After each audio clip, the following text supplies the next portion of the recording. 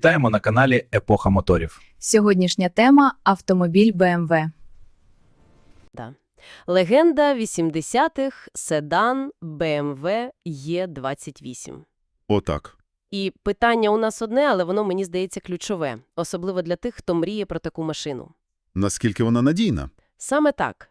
Це класика, з якою можна жити щодня, чи все ж таки, такий собі музейний експонат, що стоїть у гаражі? І це, до речі, чудове питання. Воно ж змушує задуматись. А що ми, власне, маємо на увазі під словом «надійність»? Коли говоримо про 40-річну техніку. Так. Для сучасної машини це означає, що вона просто не ламається. От і все. Але для класики, як показують наші джерела, поняття зовсім інше. А джерела у нас сьогодні дуже цікаві. З одного боку, це майже священна книга для будь-якого власника. Посібник від Хейнс. Товстелевний посібник з ремонту. Це такий, знаєте, погляд інженерів. Угу. А з іншого боку, живі, часом дуже емоційні відгуки реальних власників з онлайн-форумів. Це вже погляд, так би мовити, із окопів. Точно. І наша мета сьогодні якраз зіштовхнути ці два світи. Спробувати зрозуміти, надійність І-28 – це відсутність проблем чи, можливо, їхня передбачуваність? Тобто, чи знаємо ми, що може зламатися? Так. І що важливіше, чи зможемо ми це виправити? І от посібник Хейнс і досвід власників, власне, і дають нам відповіді. Гаразд, давайте тоді розпаковувати це і почнемо з обіцянки. З того, що нам кажуть, так би мовити, офіційні папери. Посібник Хейнс відкривається дуже впевненою заявою. Угу. Цитую. «Усі моделі виготовлені з високою точністю та відповідають репутації BMW щодо якісної роботи». Звучить солідно. Так, це класичний німецький інженіринг, в якому ніхто і не сумнівається. Але одразу за цим іде ще одна фраза. Яка змушує замислитись. Саме так. Посібник стверджує, що хоча автомобілі можуть здатися складними, вони не повинні створювати проблем для домашнього механіка. Ось це мене й зачепило. Слухайте, це ж одночасно і заспокоює, і напружує. Ага. Тобто проблеми все ж таки будуть, але ви, мовляв, Впораєтесь самі. так, це схоже на виклик. Абсолютно. Сама наявність такого детального кількасотсторінкового посібника, який розбирає автомобіль до останнього гвинтика, є найкращим доказом. Що він потребуватиме уваги. Безумовно. Тут поняття надійності одразу трансформується. Це не про «ніколи не ламається», це про «передбачувано ремонтується». Надійність тут – це ремонтопридатність. Цікава думка. Тобто надійність – це радше про знання, а не про Досконалість самої техніки. в точку. Виходить, найнадійніша І-28 – це та, у яку є найкомпетентніший власник. Саме в цьому і суть. І посібник прямо вказує на цей шлях. Там же чорним по білому написано. Що? Що тривалий та надійний термін служби є прямим результатом планового технічного обслуговування. Це не рекомендація, це головна умова. Надійність цієї машини – це функція від догляду. Один в один. Гаразд. Тоді давайте про догляд. Мене, чесно кажучи, вразило, наскільки детально посібник описує щотижневі перевірки. Щотижневі. Уявіть собі, невже в 80-х власники справді щонеділі відкривали капот і перевіряли 5 різних рідин? Це була абсолютно інша культура володіння автомобілем. Це ж звучить як ритуал, а не просто поїздка. Так і було. Машина була не просто гаджетом, а механізмом, з яким потрібно було взаємодіяти. І так, перевірка рідин була основою основ. Моторна олива, охолоджувальна, гальмівна, Рідина щеплення, гідропідсилювача. трансмісійна. Кожна з них – це життєво важлива система. І в посібнику є просто фантастичні деталі. Наприклад, попередження про те, що антифриз, він солодкий на смак і може приваблювати домашніх тварин. Але він смертельно токсичний. Так, це читається як якась детективна історія. Це дивовижна деталь з минулого, правда. Сьогодні все було б у попереджувальних наліпках, захисних кришках. А тоді... А тоді інженери просто писали в посібнику. До речі, не дозволяйте вашому собаці пити з калюж під машиною. Бо це отрута. Це показує, наскільки більше відповідальності покладалося на самого власника. Або історія про гальмівну рідину, що вона гігроскопічна, тобто вбирає вологу просто з повітря. І якщо її вчасно не міняти, Вода в ній може закипіти при інтенсивному гальмуванні, і гальма просто зникнуть. звучить моторошно. Але це, знову ж таки, не ознаки ненадійного автомобіля. Це просто фізика і хімія. Саме так. Реалії техніки того часу. І це стосується не лише рідин, а й електрики. Посібник Хейнс приділяє величезну увагу візуальним перевіркам, наприклад, компонентів системи запалювання, кришка розподільника. Так, що це взагалі таке для тих, хто, можливо, не в темі? Уяви собі дирилента, який вказує, якому музиканту грати. Ага. Кришка розподільника – це такий самий диригент для іскри. Вона направляє високовольтний розряд до правильного циліндра в потрібний момент. І з часом. З часом на пластику можуть з'являтися мікротріщини, або так звані вугільні доріжки.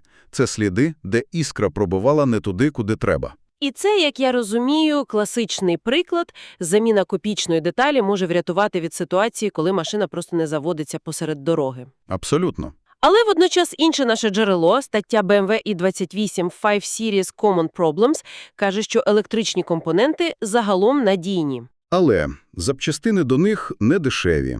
Так. І це робить профілактику ще більш важливою. Точно.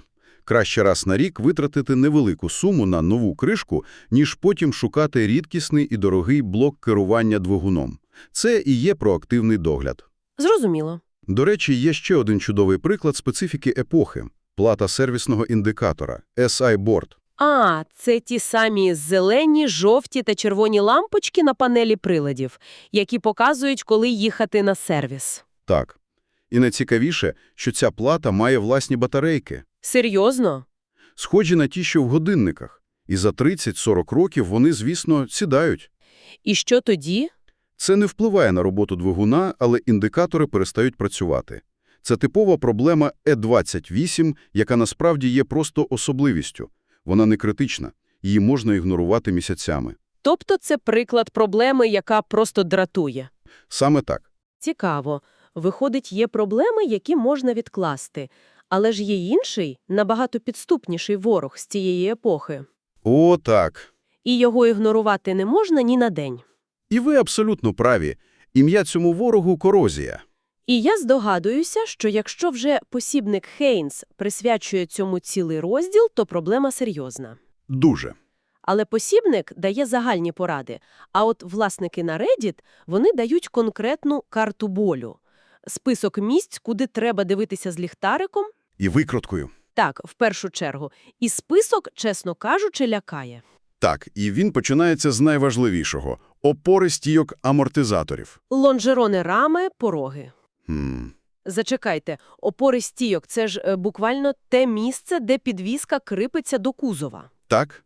Якщо там іржа, то це ж катастрофа. Машина може просто скластися на ямі. Саме так. Це не косметика, це скелет автомобіля.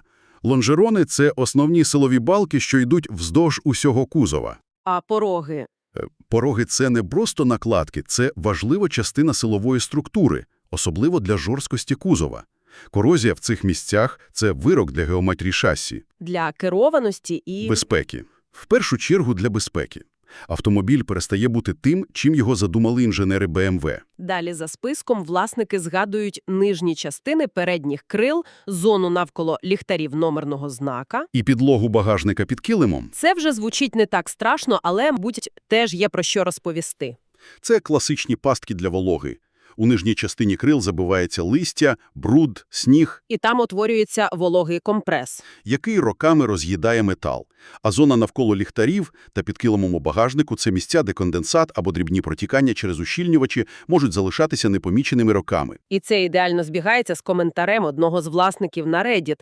Він скаржиться на вогкість у багажнику як на одну з типових проблем. Ось. Виходить, ця вогкість не просто дискомфорт, це попередження. Абсолютно.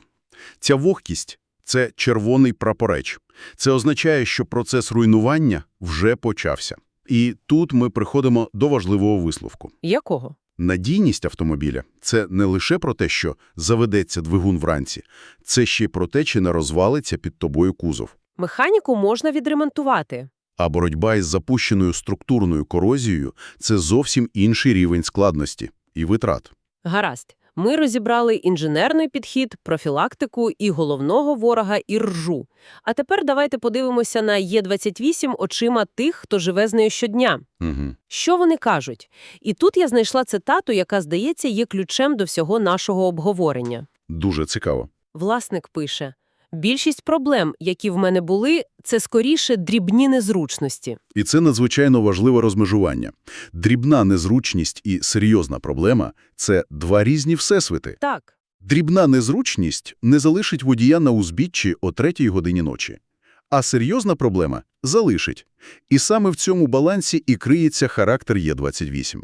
І він наводить цілий список цих незручностей, помилка стоп-сигналів на панелі приладів, хоча самі стопи працюють, Класика. перебої в роботі радіо, непрацююча антена, та сама вогкість у багажнику, нестабільні оберти на холостому ходу, Угу. перегорілі лампочки на панелі приладів і ще несправний вентилятор обігрівача. Ось, зупинимося на вентиляторі.